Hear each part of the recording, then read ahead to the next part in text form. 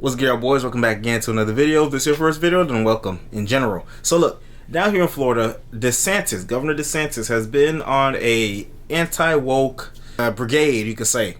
I know there was like a don't say gay bill, which it's really called the parental education bill, which gives parents more control in what teachers are teaching students, because there's been an uptick of people trying to put more of their gender ideology teachings in regular public school, which is like, bro, like, that's your business, bro. Keep that to yourself. You know what I'm saying? What is it, trying to make it the norm? That's what they're trying to do, and a lot of people's not fucking with that. So that's what DeSantis has been against. How they try to frame a lot of stuff DeSantis is doing is that it's anti anything that's not white, which is, I feel like, is a kind of a mischaracterization in the stuff that I understand, right, from what I've seen. But apparently he has signed a bill that's banning or defunding diversity, equity, and inclusion programs in colleges and whatever, or I guess in general. I don't know. Every article I've seen, they kind of switch up some of the wording, and I don't know. It's kind of strange. So me, I don't really know too much what that even does. DEI, what does that do, right? I'm not sure, because in the life that I've lived, I've seen plenty of people of all different colors and all different genders and shit. So is it for like what kind of teachers they hire? As far as I knew, when people apply for a job, they get hired based on their merit 9 times out of 10. We're way past the era in America where people's gonna turn somebody down just because they're black or Hispanic or Asian, whatever. Like, bro, be for real. You know what I'm saying? There's more people who are not racist than there are that are actually racist. So really what I want to understand is, what does the DEI even do? And what would defunding it, banning it, what would that change? What would that look like? Is this going to be drastically different, or is shit going to still be looking the same and they're just going to be crying about it? Because that's what reminded me of Twitter. When Elon bought Twitter, for a good 2 weeks, there's a hashtag, Twitter is dead, Twitter is dying, because he was buying it. And lo and behold, months later, Twitter's still here, same exact as it was before. You know what I'm saying? Ain't shit different. So I found this video, which seems to be anti-DEI. It's made by some white dude, so maybe he's biased, I don't know. We're gonna listen and see what he says, and I'm gonna look for some videos that are pro DEI too, to really understand what is the purpose of it, what would this change. So let's dive in right now. Florida man reacts. All right, come on. Diversity, equity, and inclusion are everyone's responsibility. DEI, okay. Diversity, equity, inclusion. That sounds nice and responsible. No wonder all big companies now require employees to get training in it. Because we understand that racial and systemic bias have many causes, sources, and ways of showing up within each of us. Even if that's true, do you know what American companies now do to address it? Some make ritual apologies for America's past. We want to acknowledge that the land where the Microsoft campus is situated was traditionally occupied by the Sammamish. By proclaiming guilt, companies try to signal that now they're virtuous. The Snohomish, the Tulalip. It's nice to apologize. Yes, but what is it really doing? Who's this guy? Eric Smith was a diversity officer at Drew University. Now he teaches at York College. Why'd you stop he got a PhD. being a diversity officer? I just thought it was a useless thing. There's a better way to go about doing this. Diversity and inclusion. Useless or not, companies continue to pay big money for trainings. There's a whole industry now designed to cater to companies looking for a quick way to check that box. In the U.S. in 2020, DEI was a $3.4 billion industry. Every big company. Damn. No cap. I feel like a lot of it's an industry for the people that go to college and get those useless degrees, like a gender study degree or like a racial study. Like, what are you gonna do with that? The only thing you do with that is go teach other people about that shit that you just paid to get in debt for. You know what I'm saying? But if they learn that shit and they go try to be a diversity officer, right? Teach some trainings on, I don't know, how to not be racist at work, I guess. I don't know. I feel like that type of stuff is dumb. Like, bro, like, don't be racist, dude. That's it. You know what I mean? Why do you need a whole training? Don't be racist. Don't be sexist. Don't say shit that's, discriminating against people. What else you gotta, like, what else you gotta do? What else you gotta say? I feel like they have to. They have to say something. They have to signal to the world that they're doing something. Is it effective? No. In fact, it seems to be doing worse. It seems to be making people less likely to interact with people who are unlike them.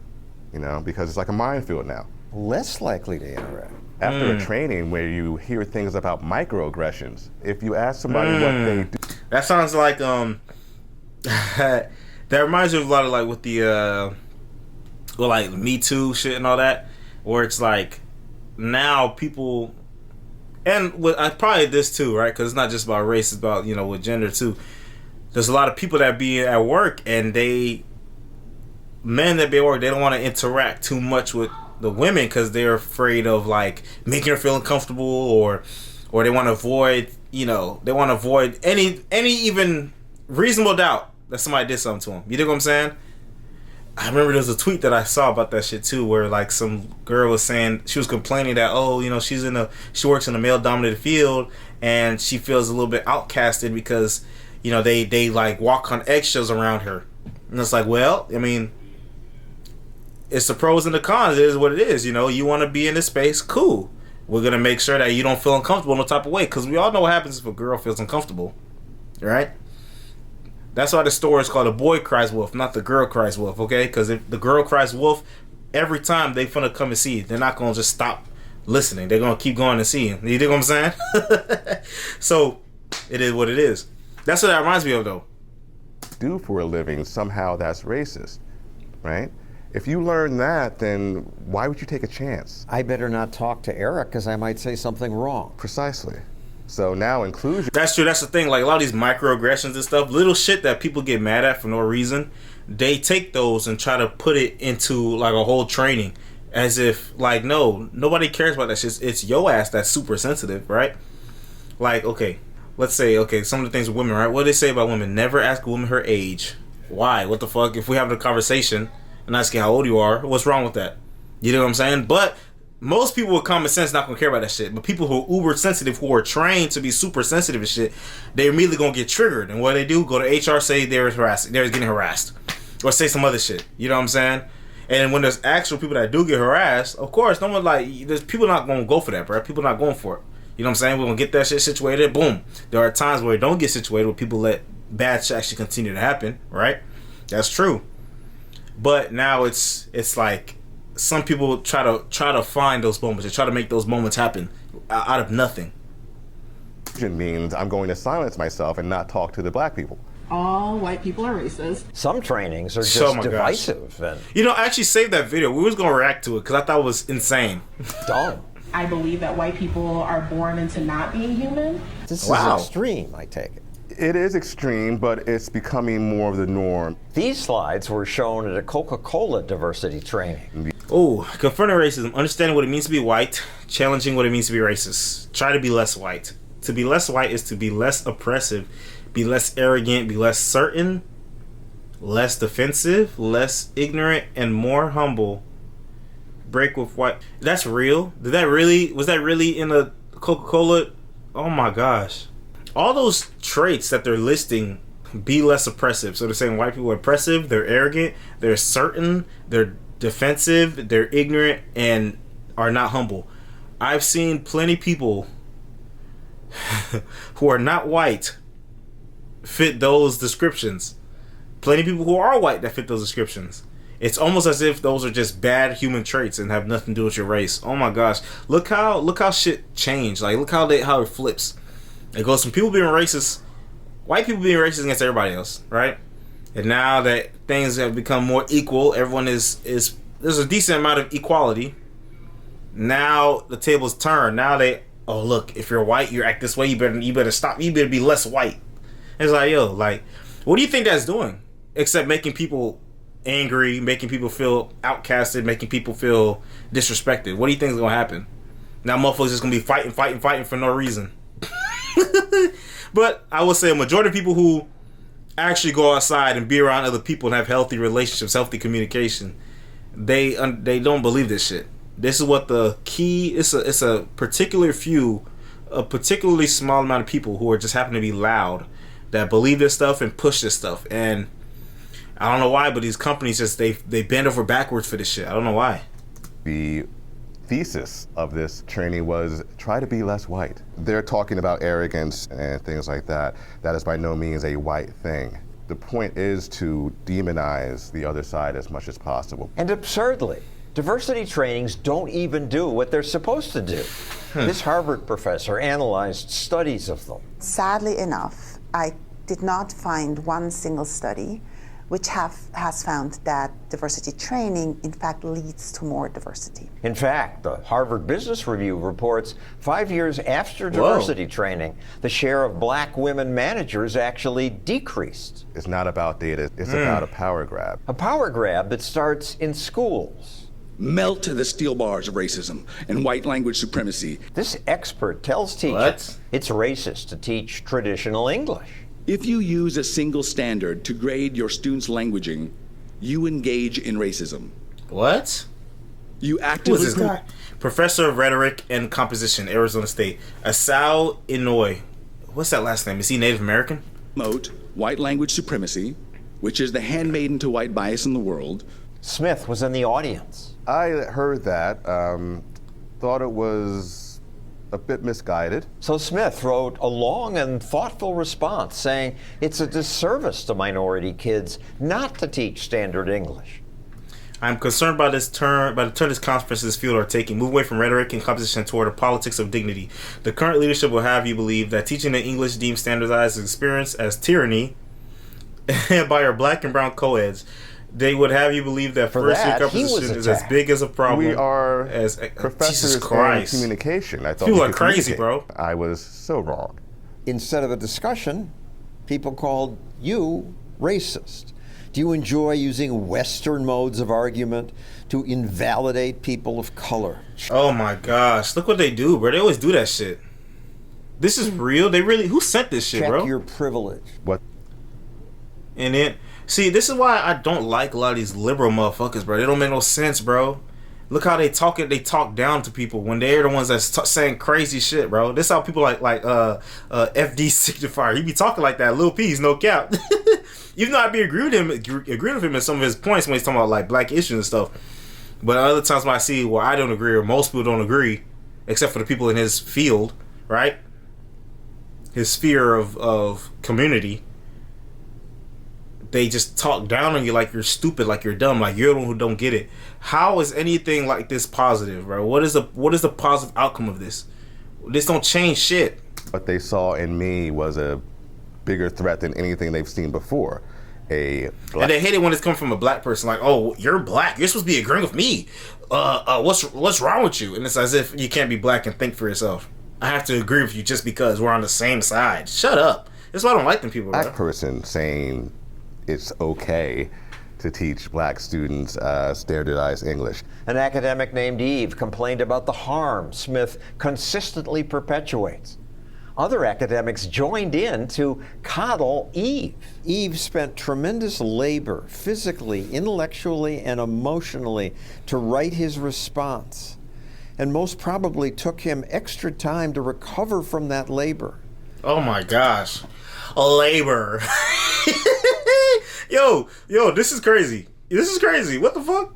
Is this really what's going on, bro? Like I said, I never really spoke on it because I don't be in those situations where I have to deal with DEI. I don't be in those academic spaces. I'm not an administrator. I don't have to deal with that. So of course I don't see it. I don't know. If I don't see it, I don't know it. But if this is really what they're doing, this is insane. It's like they're victims everywhere. Yes, that's the point. You have to perpetuate the victimhood. That's part of the narrative. It just isn't even logical discussion. Has academia gone insane? Yes. That's the short answer. Yes, it has gone. I wonder how widespread this is perpetrated throughout universities in America. Like, is it really a lot of colleges and universities that are like that have people that think like this? Or is it just like a small percentage that are just loud as hell? Because crazy shit always gets attention and media coverage, right? Stuff that's outrageous. So I really wonder, like, how much of schools are really pushing shit like this, or is it like in certain places like New York and California? I was surprised. I mean, that's Arizona, though. That academic conference agreed to talk to me. You engage in racism. He's since grown a beard. If you use a single standard to grade your students' languaging, you engage in racism. Standardized English tends to exclude many groups of people. regular English excludes people. Well, yeah, people who don't speak English. That's what a language is. Are you gonna go in a Spanish class and say, "Hey, you can," there's a lot of people here that don't speak Spanish. You're excluding them. What is? Hold on. Let's keep going. English tends to exclude many groups of people. My parents came here from Germany. They made me learn standardized English. Were they being oppressive? I mean, where would I be if they hadn't? There are absolutely benefits to a standardized English, but that same world creates those same benefits through certain kinds of biases, and they be bad for many folks who simply. They always talk so vague. Certain kind of biases. What biases? What are you talking about? If you come to a country, how do you expect to do anything if you don't learn the language? Like, I don't understand. What are you talking about standardized English, bro? That's what you learn. You're in school. Learn that shit. That's what the fuck. You're in America. You're gonna speak English. That's the main thing. They're not going to be able to meet that standard. I'm simply saying that I don't think everyone needs to be held to it. If they're not held to it, how can they succeed? Yeah, I think that they do. I think that they can. He was much more measured than he'd been lecturing his fellow professors. I think you're toning it down for my audience here, because you in your conference speech were all about this is an oppressive country. Something that he said, you see that a lot. This is what it is.